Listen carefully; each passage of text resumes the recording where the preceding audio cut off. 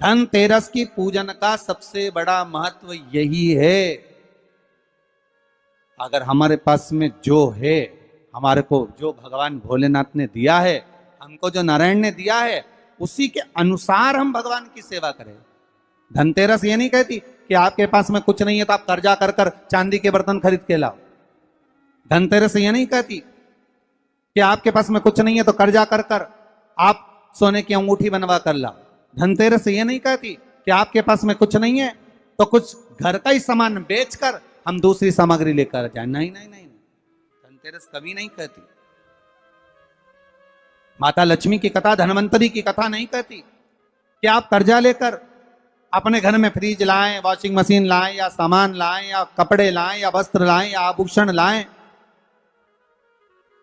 कई लोगों ने धनतेरस के महत्व को बिगाड़ दिया कि हमको धनतेरस के दिन सामान लेकर आना है, चांदी का बर्तन लेकर आना है, ये सामान लेकर आना है, वो सामान लेकर आना। लाओ, मना नहीं है। धनतेरस का दिन ही है, धनवंतरी का दिवस ही है। क्योंकि धनवंतरी देव जब मंथन के समय पर प्रकट हुए थे, महाराज शरद पूर्णिमा के दिन जब मंथन हुआ था तो उसमें चंद्र प्रकट हुए थे। मंथन का क्रम प्रारंभ हुआ, कार्तिक की द्वादशी के दिन जो मंथन हुआ उसमें कामधेनु गाय प्रकट हुई, और मंथन प्रकट हुआ। त्रयोदशी आई, धनवंतरी देव प्रकट हो गए, जिनके एक हाथ में शंख है, दूसरे हाथ में चक्र है, तीसरे हाथ में सुंदर औषधि है, और चौथे हाथ में सुंदर अमृत का कलश है। स्वयं धनवंतरी देव प्रकट होते। और ये धनवंतरी है कौन? भगवान विष्णु का ही एक अंश।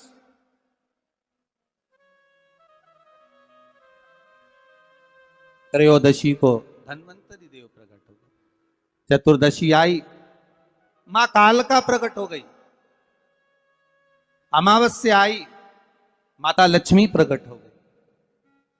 ऐसे मंथन में निकल रहा, पर धनवंतरी के हाथ में अमृत कलश है।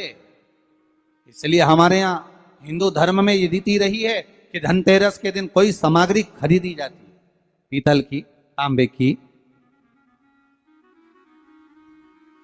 कोई वस्तु हम खरीदते हैं। पर आज का समय का जो फैशन बढ़ता गया तो कहा साहब चांदी के बर्तन खरीदना जरूरी है, चांदी का सामान खरीदना जरूरी है, सोने का पात्र, सोने की वस्तु खरीदना जरूरी है, ये सामग्री खरीदना। तो यहाँ शास्त्र नहीं कह रहा कि महाराज इतने महंगे महंगे पदार्थ खरीदो और घर में कर्जा कर लो। शास्त्र तो यह कहता है कि धनवंतरी की पूजन करना है आपको। अगर आप एक सामग्री भी लेकर आ रहे हैं तो उसमें आपका भाव जुड़ा होना चाहिए, कर्जा नहीं जुड़ा होना चाहिए।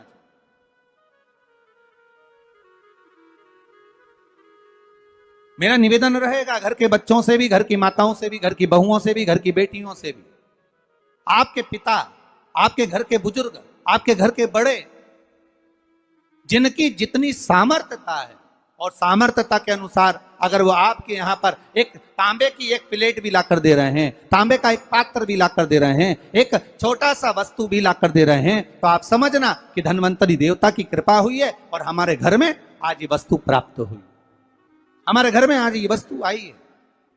उसी को आप स्वर्ण की मान ले, उसी को आप चांदी की मान ले और उसी का पूजन करें। महाराज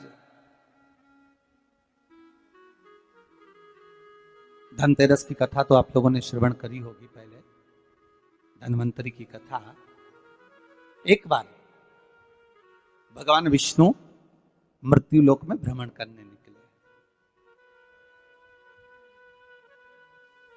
और भगवान विष्णु जब मृत्यु लोक में भ्रमण करने के लिए निकलते हैं, बड़े आनंद में जा रहे हैं। देवऋषि नारद उनका दर्शन कर रहे हैं। श्री नारद जी महाराज देख रहे हैं भगवान विष्णु जा रहे हैं, माता लक्ष्मी इनके पीछे पीछे चली। भगवान विष्णु ने पलटकर देखा, लक्ष्मी आप कहां आ रही हो? लक्ष्मी जी बोली, प्रभु मेरे को आपके साथ चलना। भगवान बोले, लक्ष्मी आप हमारे पीछे, हम दक्षिण की ओर जा रहे हैं और आप हमारे पीछे पीछे आ रही हो, इस दक्षिण की ओर आपको नहीं आना चाहिए, आप रुको, लक्ष्मी जी मानी नहीं। भगवान विष्णु लक्ष्मी जी से तुरंत, लक्ष्मी कहां जा रही हो? आपको मालूम है ये दक्षिण दिशा है जहां मैं जा रहा हूं। सुनो, आप यहां प्रवेश ना करिए। लक्ष्मी जी कहती नहीं स्वामी, मैं आपके पीछे पीछे चलूंगी। लक्ष्मी जी को खूब समझाया भगवान विष्णु ने, नहीं मानी मां लक्ष्मी। जाने के लिए आतुर हो गई, जाने लगी। और माता लक्ष्मी जब जाने लगी, भगवान समझा समझा कर रह गए, समझा समझा कर भगवान रह गए, नहीं मानी, चल दी, पीछे पीछे जा। भगवान रोक रहे, नहीं मानी। चलते चलते लक्ष्मी जी ने क्या देखा कि एक सुंदर गन्ने का ईख का एक खेत है।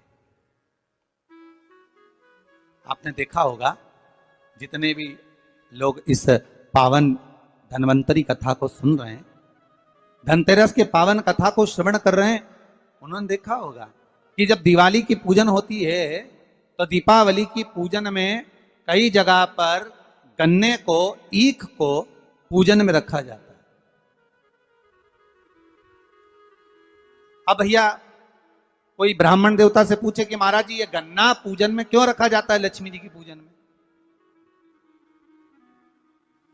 आपके बच्चे भी आपसे पूछ सकते हैं, मम्मी ये गन्ने का क्या प्रयोग है, ये ईख का क्या प्रयोग है कि माता लक्ष्मी की पूजन में गन्ना रखा जाए, ईख रखी जाए, इसका प्रयोग क्या? तो वो प्रयोग ये धन्वंतरी की कथा में आ रहा है, ये धनतेरस की कथा में आ रहा है।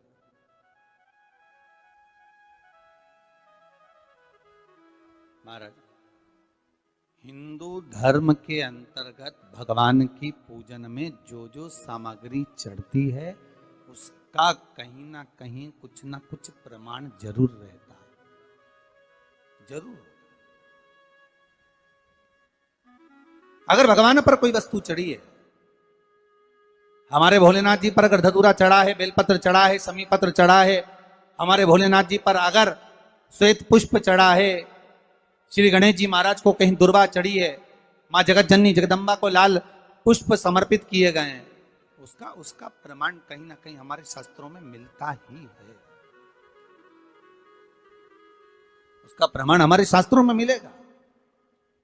गन्ने का, ईख का प्रमाण यहां आता है धन्वंतरी की कथा में कि माता लक्ष्मी गन्ने के खेत को देखकर, माता लक्ष्मी ईख के खेत को देखकर रुक गई और ईख के खेत को देखकर रुकी और भगवान विष्णु आगे बढ़ गए। गन्ने के खेत को जब माता लक्ष्मी ने देखा, उसमें से एक गन्ने का टुकड़ा, एक ईख का टुकड़ा माता लक्ष्मी ने तोड़ लिया।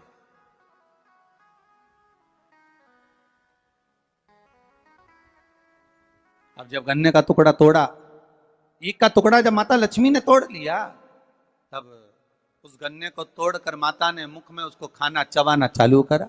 उस गन्ने का रस माता प्राप्त करने लगी।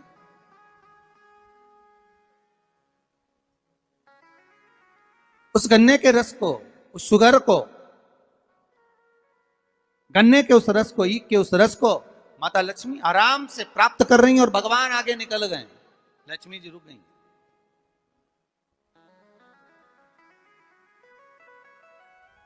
देखा माने, स्वामी तो आगे चले गए।